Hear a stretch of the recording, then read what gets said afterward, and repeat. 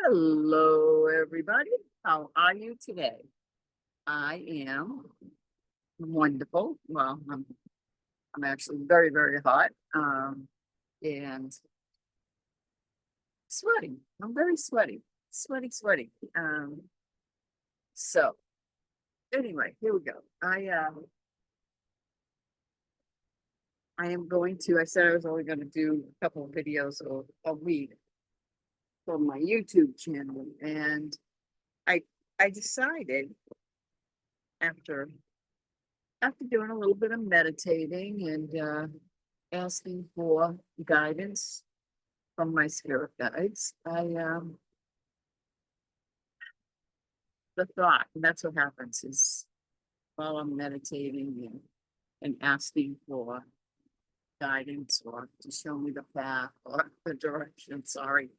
Ah, um, I I will get a very strong thought on what to do next. So I decided that I usually on Tuesdays I do a reading in my school community. That's SKOOL.com. And my community is called Manifesting Balance. I will put a link under the video for anyone that might want to check it out. But on Tuesdays is when I do my pick your spirit reading. So I said, you know what? I'm going to do a nice quick little video for YouTube. And what I'm going to do is I created an oracle deck. And I'm going to read what it says in the back. It says this oracle deck was designed to help souls with daily or weekly affirmations. Often affirmations are stopped because we don't believe what we speak. So the idea of the seagull, and that's what the deck is just a bunch of seagulls or sigils, is to create a design that represents an affirmation that one can envision during manifesting desires. So the idea, and eventually I hope to make pieces of jewelry, pendants, that you can actually wear, and it would be the affirmation. So the sigils interpretations were created by myself, Reverend Eva Young, and the angel numbers come from the book that Kyle Gray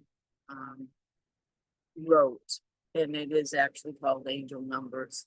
So the sigils, I'll show you the one that's on the bottom right here. So each sigil was created. I learned how to make them, and I said, "Wow, that's pretty cool. I like that." And they're kind of like runes, I guess. And so what I did was I created a sigil from an affirmation, and then I found an angel number to match it, and I used 1 through 52 for angel numbers. So and it took a while. I mean, it took a while. In some of the pictures, I had to redo them because they weren't fitting right into the deck of cards, and then that one fell out. So I guess that was supposed to be. And then the angel numbers, to match them up. That wasn't as difficult, I don't think. But it took me a while to make them. And then after I made them, I tried to purchase them. I'm going to check the site again because as far as I know, things may have changed. But when I went to purchase them, I was going to start with 25 decks so that I could sell them at my events and put them on my website and my store page. And I was going to check out, and when I went to check out, they were going to charge me not only were they going to charge me tax, but they were going to charge me more than over $300 in tariffs. And I'm like, oh, no, which would have brought my cost for the decks up so high, it was just ridiculous for me to do it. So what I did was I purchased one deck for myself. And then, and I'm glad I didn't buy a lot of them, because after I purchased my deck, I found a lot of typos in my guidebook. So I'll be redoing those before I do anything with it. But and then I bought, along with the one deck, I bought the digital file for my deck. But people can still buy these cards through the same company. I don't know what it would cost you, but I am selling them on their marketplace. And you know, but I'm also seriously thinking about just buying lots of ink and some really nice glossy paper templates, and making my own, because I don't know, sometimes the commercial world is just a little ridiculous. And with all the work that I put into this, I feel that I should be able to make at least as much as the company that's printing them. But anyways, that's neither here nor there. That's capitalism, I guess. So this card popped out, and I love the card. It's angel number 26, and the card is like, it's just really, really delicate. It's pretty, but then it's got a very solid foundation. See, when I read cards, when I do readings, I look at the card and I look at the image, and I interpret the image into a spiritual meaning. So this shows me a lot of connection. To me, it's like our humanness and our spirituality, our divine spirit are one. You know, they're connected together. And you know, I love the rock foundation. It's like, it's almost like they're all in unison, but yet they all have their equal little space. And then the sky part, the colors, it's almost like this is a bird, a dove. And it looks like there's water splashing up, but we have purple, we have pink, we have the light blue, we have some indigo blue and some green. So this is like from the heart chakra all the way up. And then you've got the root chakra here. But that's how I would read any of my cards that I read. I mean, a lot of times I will also go into a guidebook just to add whatever else I might have missed. So this sigil, and I'm not going to give you my secret on how I create my sigils. I'm sure you could find that at the market too. So this sigil says, I bring to light universal love. And I just think that's like really, really beautiful. And I definitely can feel that sigil, that affirmation in this picture. So I'm going to read to you what angel number 26 is. And again, the angel numbers came from the book Angel Numbers by Kyle Gray. And let's see what we have. Angel number 26. It is important for you to be in the company of people who lift your spirit. Step back from anyone who is making you feel small. So important. When I call them energy vampires, and when we surround ourselves around energy vampires, low energy people that are always like, I hate to say this because he's actually one of my favorite cartoon characters, the Eeyore personalities of the world. Pour me, and you know, those energies will suck you dry. They really will. So the affirmation for this card, here we go again. It is, I bring light to the universe, to I bring light. I bring to light universal love. I'm so sorry. Um, when you surround yourself with positive, like-minded people, you also surround yourself with the desired love you seek. When your heart is filled with love and you are able to bring that love to a universal state of being and then share it as a universal power, you can love people from afar by wishing good for them, but you do not have to allow the energy of people that are not aligned with your spirit into your personal circle of life. It is difficult to let go of others, but is essential for your own growth that you step back from those people so that you can bring to light universal love. Only you can shine your light of universal love. And that is like so beautifully true, especially in the world today. There are so many. I'm going to show you this again. You can pause the video and take a snapshot of that. But you know, the way the world is today, it's like there's so much anger and animosity and really crazy stuff going on. And you know, you don't have to buy into it. You can choose to live at peace with yourself and find others that want to live that way too. And sometimes you just have to stay away from certain views and be your own person. So, you know, I just, again, these are my Sigils. If you are interested in these Sigils, you can, you know, send me a message. You can also join my community. I use them often in my tarot readings. In fact, after I get off of this, I'm gonna do a pre-recording for my pick your card reading. Not pick your card, pick your spirit reading. I have 3 little gnome houses that you get to choose from. And again, I tap into the colors, and like the different things that are going on. Like I'll show you one of the houses. Okay, so this would definitely be a root chakra house. We've got a mushroom that grows in the dark.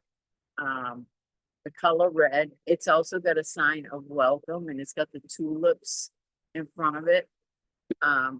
So I would kind of go with that, but it's also got those windows. Well, they all have windows with crosses, so that's okay. We'll leave that one alone. And you know, I really love spreading the positive energy that spirit allows us to have when we seek it. And my journey, I know that my journey is to not only spread that positive energy through, you know, the crystals that I have for the events that I do, and I make tree of life trees, and I also do Reiki, and I do my spirit readings. You know, and I know that I am meant to keep doing this and to keep developing my spiritual world. And in doing that, it has meant a lot of sacrificing. And it hasn't always been easy. I've had to give up a lot of things that I truly love and care about, but I could no longer allow myself to be in that energy. You know, so today my world is pretty simple. I choose for it to be simple. I think I shared on the video I did yesterday about how I'm cleaning house, and part of what I'm doing is like really minimalizing all the things that I have, because I don't need them all. And it doesn't mean I'm not gonna, like, I will keep a certain amount of clothes to do my subbing in the school systems when school starts again. And then I have my like clothes, my sweaty clothes, I guess you would call, to just be banging around. And then I have my like feel good clothes, I guess, but I don't need I don't need 20 of each in each category.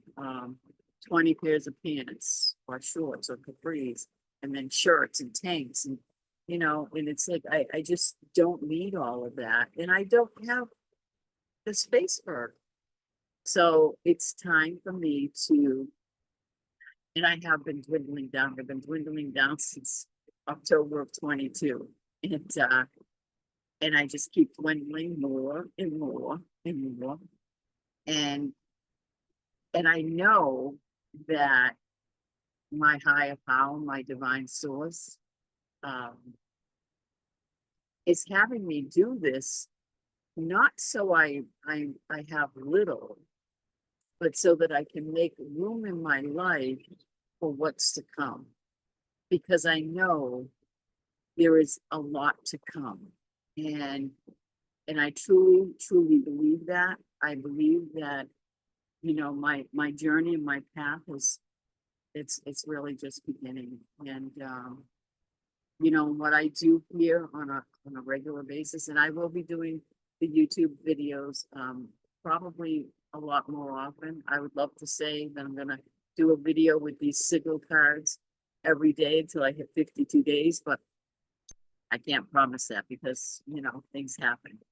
But I'm going to be coming on and doing them more often. And and if you want to tap into any of the other things that I do in the community, please feel free to sign up and join the community. Right now, everything's free. Eventually, once I get all my workshops and classes, kind of worked out, then there'll be either a fee per class or a monthly fee to join. But anyone that's a member will be automatically grandfathered in as long as they are participating in the community. I don't need to grandfather people in that really haven't participated or done anything since they joined. Not that I don't want them to be members. I just believe that the community grows from people coming together and bringing their ideas and sharing. And I'm not the only teacher. We all teach each other, and I know that I can learn from you as much as you can learn from me. And if the community's not doing that, then I have to sort it out. I have to pull the weeds so that the fruits can grow better. So, and I'm sure you've all heard that, that little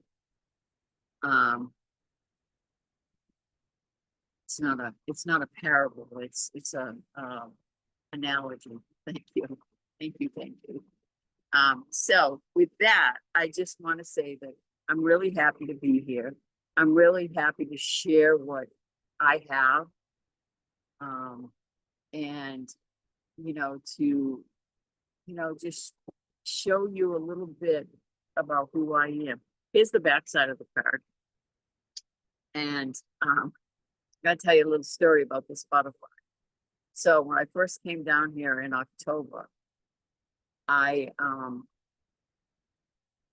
was at I was staying in a like a condo until I could bring my RV to the campground I was going to be staying in. And I'm walking the beach and I see this butterfly on the ground, and it's just like on the ground, and I'm like, oh my gosh. So I put it on my finger, and it let me put it on my finger, and it just stayed right there. And I felt bad. I wanted to save it, but I mean, I couldn't take it with me. So I tried to get the woman that I rented from, see if her granddaughter wanted it. It's a granddaughter lived with her. And she said, no, no, no, I don't need anything like that. And so there I was telling my brother, because he's the one that came down with me, helped me out. And he said, you know, even if it's just sitting there like that, chances are it's getting ready to die. Butterflies don't live very long. And then I got really sad. I'm like, oh, I don't want it to die. This is a butterfly. This is my symbol of transformation.